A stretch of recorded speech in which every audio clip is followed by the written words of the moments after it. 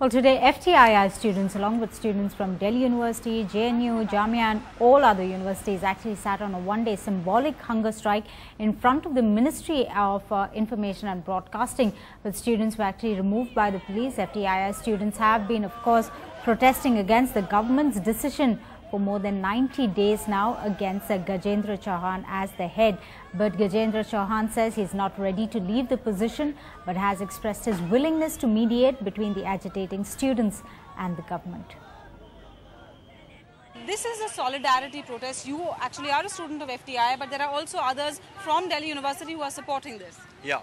So we have students from Jamia, we have students from Delhi University, we have students from JNU, we have students from Ambedkar University. So all students feel that what the government is doing to FTII, it's a symptomatic of all other appointments being made in different institutes.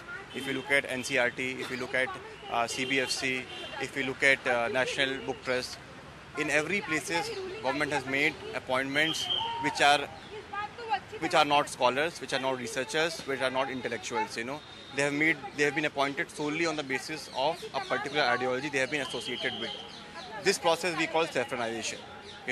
And this process is dangerous for the country because it completely undermines the autonomy of these institutes.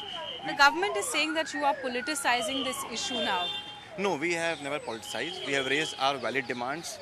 We have raised our concerns. It's the government which politicized the institute by putting completely people who are unqualified, like Naren Pathak, whose sole qualification is that he is the member of ABVP Maharashtra.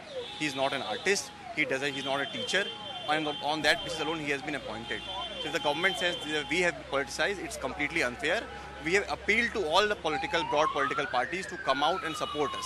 And that is the nature of the country. That is the nature of a democracy, that you raise your concerns with your member of parliament.